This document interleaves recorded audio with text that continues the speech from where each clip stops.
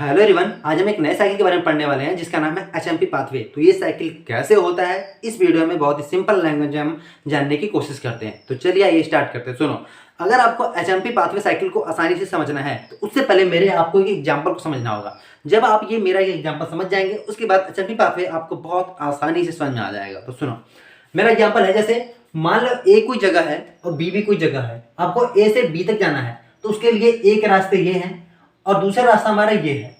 इस वाले रास्ते में भी पैसा फेंका हुआ है और इस वाले रास्ते में भी पैसा फेंका हुआ है। तो गोल गोल जो दिख रहा है वो क्या है? वो पैसा है। अब इस वाले रास्ते पे पैसा है, इस वाले रास्ते पे पैसा है, लेकिन अगर हम आपसे बोल दें आपको उस रास्ते से आना है जिस रास्ते पर अधिक पैसा है, तो आप जाहिर सी बात है ये वाला रास्ता चूज कर लोगे क्योंकि इस वाले रास्ते पे ज्यादा पैसा आपको दिख रहा है। अब ठीक है, यही कॉन्सेप्ट हमारा इसमें भी है। सुनो, जैसे हमारे ग्लाइकोलिसिस हो रहा था, ग्लाइकोलिसिस साइकिल होता है। ग्लाइकोलिसिस साइकिल लगभग सभी प्रकार के सेल में होते हैं, बट इसमें कम ऊर्जा का फॉर्मेशन होता है।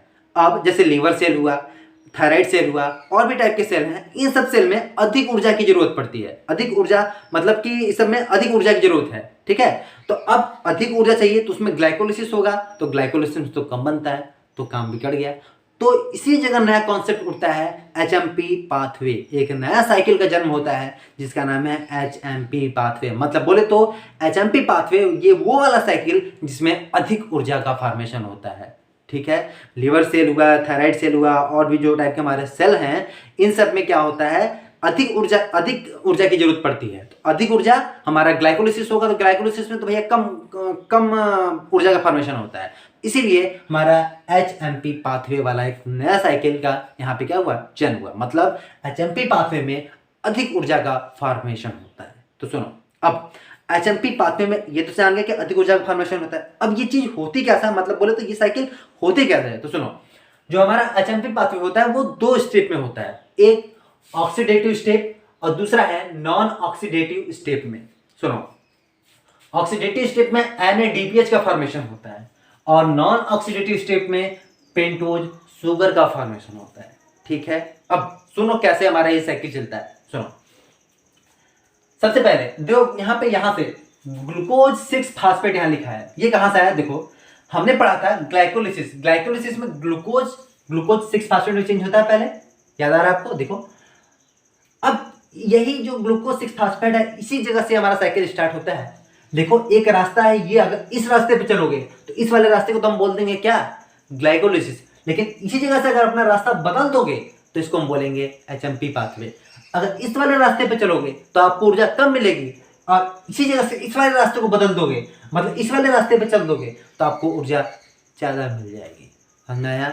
यही इसीलिए मैंने यहाँ पे ये डायग्राम बना के रखा था आपको समझाने के लिए। अब सुनो, मतलब हम चल तो रहे हैं इसी जगह से, लेकिन ये रास्ता ना पकड़ के अब हम ये वाला रास्ता पकड़ रहे हैं, और इस वाले रास्ते में जो हो रहा है ये चीज ऐसे से लिखी हुई है। तो सुनो, पहली चीज ग्लूकोज 6 फास्फेट। तो देखो, ग्लूकोज 6 फास्फेट हम लिख लिया। अब ग्लूकोज 6 फास्फेट पहले क्या चेंज, किस में चेंज होता है? 6 फास्फोग्लूकेनोलैक्टोन में। ठीक है, हमारा ग्लूकोज 6 फास्फेट किसमें चेंज हुआ? इसमें चेंज हुआ। अब ये हमारा चेंज हुआ किसमें? 6 फास्फोग्लूकोनेट में। अब 6 फास्फोग्लूकोनेट हमारा राइबोलोज 5 फास्फेट में चेंज हो जाता है। ठीक है, अब देखो ये जो स्टेप है हमारा, इसको बोलते हैं ऑक्सीडेटिव स्टेप। मैंने बोला ऑक्सीडेटिव स्टेप में क्या होता है? NADPH का फॉर्मेशन होता है। देखो यहाँ पे NADPH का फॉर्मेशन हुआ, यहाँ NADPH का फॉर्मेशन हो रहा है फॉर्मेशन। इसीलिए मैंने यहाँ तक का स्टेप को यहाँ पे ऐसे क्रॉस कर दिया ताकि ये जो हमारा स्टेप है वो क्या है? ऑक्सीडेटिव स्टेप में जाएगा। अब इसके बाद का जो स्टेप है वो नॉन ऑक्सीडेटिव स्टेप में आएगा। तो देखो, अब हमारा जो राइबोलोज 5 फास्फेट है ये हमारा क्या होगा? चेंज होगा किसमें? जाइलोज 5 फास्फेट में। ठीक है, अब जाइलोज 5 फास्फेट किस में चेंज होगा? सेडोहेप्टुलोज 7 फास्फेट में। ठीक है, ये इसमें चेंज हुआ। देखो ये सब एंजाइम है। ठीक है, आपको मैंने ये सब चीजों के बारे में जो मैंने ये सब लिख रहा हूँ, इस सब चीजों के बारे में आपको मैंने क्या इससे पहले बताया था ना आपको कि ATP से ATP में चेंज होती है और हमको एंजाइम लेना है। तो ये सब क्या है? ये सब एंजाइम है, आप लिख सकते हैं एंजाइम। ठीक है, अब सेडोहेप्टुलोज 7 फास्फेट में। अब ये हमारा चेंज हुआ किसमें? इरिथ्रोज 4 फास्फेट में। ठीक है, ये प्रोसेस यहां से यहां तक समझ में आया। अब इसके बाद जो होता है वो दो रास्ते में बढ़ जाता है। ठीक है, एक रास्ता उधर चला गया और एक रास्ता ये, और इधर जाकर देखो तो ये बना है ग्लिसरॉल्डिहाइड। 3 फास्फेट में। देखो ग्लूकोज से चले थे, ये वाला हमने ये वाला रास्ता ना लेकर ये वाला रास्ता लिया था, और इस वाले रास्ते से चले तो देखो ये इस वाले रास्ते से भी हमारा पड़ा है ग्लिसरॉल्डिहाइड 3 फास्फेट, लेकिन इस वाले रास्ते से भी चले तो हमारा ग्लिसरॉल्डिहाइड 3 फास्फेट।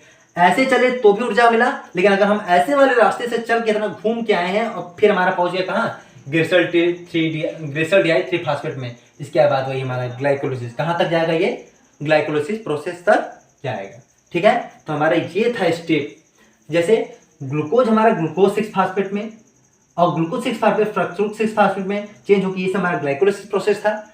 हमने रास्ता बदल दिया, इस रास्ते को हमने बोला, इस साइकिल को बोला हमने कौन सा साइकिल, HMP पाथवे। हमारा ये रास्ता देखिए, जो हमारा ग्लिसरॉल्डिहाइड 3 फास्फेट है हमारा ये सीधे हमारा टू कहाँ तक जाएगा, टू ग्लाइकोलिसिस प्रोसेस तक। जैसे हमारा इस स्टेप से हमने ग्लूकोज 6 फास्फेट से चले थे, फिर यहाँ पे ग्लिसरॉल्डिहाइड, फिर ऐसे रास्ता से चला तो हमारा ये इस प्रोसेस को बोला ग्लाइकोलिसिस।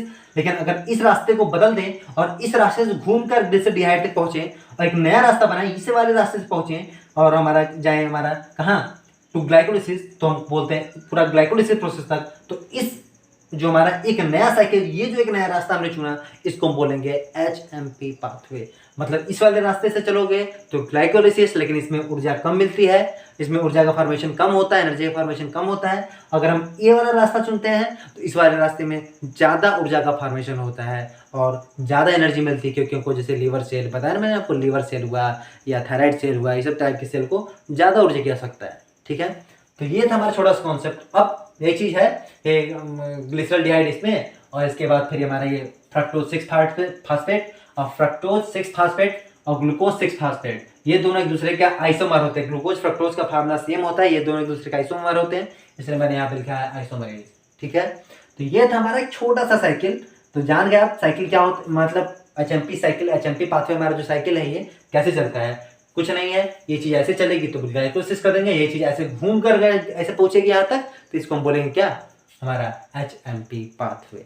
तो काफ़ी सिंपल था, काफ़ी आसान था, कुछ करना नहीं है आपको, बस इस चीज़ को जान के बस इसको याद करना है और एग्जाम में आपको बस छाप देना। ठीक है, तो सिंपल चीज़ थी। मिलते हैं हम आपसे अब नेक्स्ट वीडियो में किसी नए टॉपिक के साथ, तब तक के लिए गुड बाय।